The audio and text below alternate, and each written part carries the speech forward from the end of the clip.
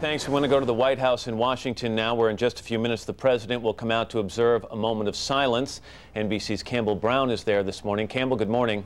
Good morning, Matt. Well, almost the entire White House staff, along with the President and First Lady, are gathering now on the South Lawn to observe that moment of silence at 8:46 a.m. precisely. That was the moment when the first plane hit the World Trade Center. And this is a repeat of a similar moment of silence that was held here at the White House on the South Lawn 1 week after the attacks. And as you know, so far for the President, it's been a morning mostly of quiet prayer. He attended morning service at St. John's Church just across from the White House, right next to Lafayette Park. And you may remember seeing pictures of the White House staff running across the park when the White House was evacuated a year ago.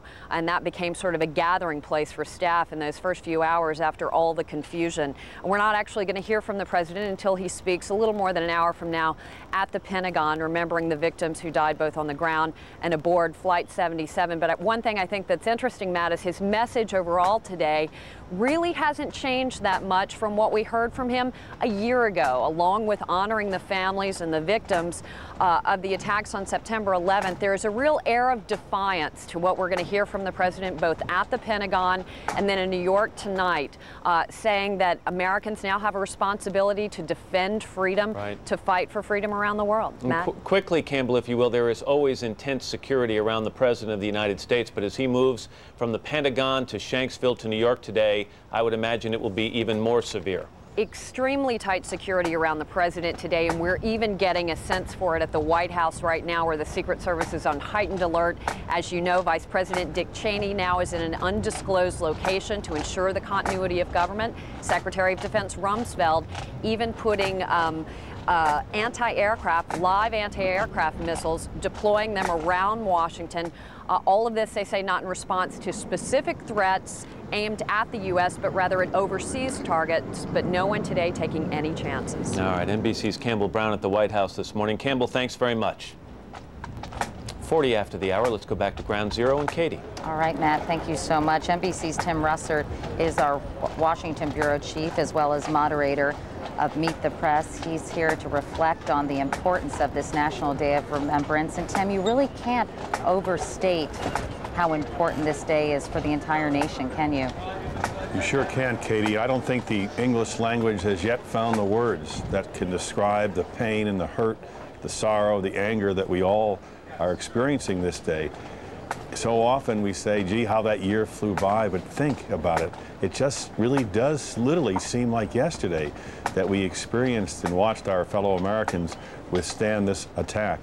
It's an extraordinary moment for all of us, and it's going to play out through the entire day. It also underscores the importance of ceremony, the importance of things like tolling bells, historical symbols, the importance of silence at a time like this. Katie, not only does the country need that, but the families need it.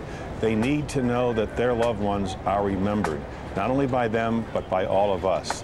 They paid the ultimate price for representing what we stand for. And for us not to honor them and to remember them in a very bold and dramatic way would be unforgiving of ourselves.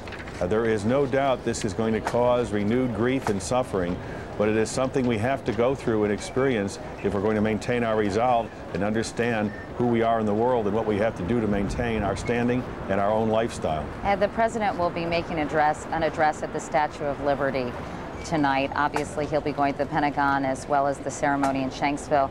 How important is his message tonight, particularly as discussion now focuses on the possibility of an invasion on Iraq? Well, you've described it exactly right, Katie. He not only is commander-in-chief, but he is healer-in-chief. Two very difficult and delicate and perhaps even sometimes contradictory roles, but he must fulfill them. You know, President Bush often remarks that the Bushmen, his father, his brothers, are emotional and sometimes show tears. I have no doubt we'll see some of that today. On the other hand, we'll also see a steely resolve in the war against terrorism as it expands now to Iraq. Might this make the problem of the whole debate about Iraq a little more problematic for the White House with the war against terrorism still being fought in Afghanistan? I think that issue is going to be raised. Can the nation, in fact, have a two-front war? Will one detract from another? Is the job in Afghanistan finished? is Osama bin Laden alive or dead? That's a central part of the debate. But I think more of the focus will be today on September 11th and those we lost 1 year ago. Tim Russert in Washington. Tim, thank you very much. Matt?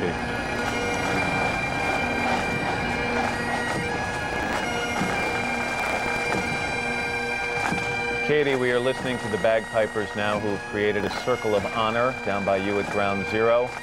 They're going to be playing until this nation observes a moment of silence about 2 minutes from right now. Of course, the time when Flight 11 sliced into the North Tower of the World Trade Center 1 year ago today. Let's listen.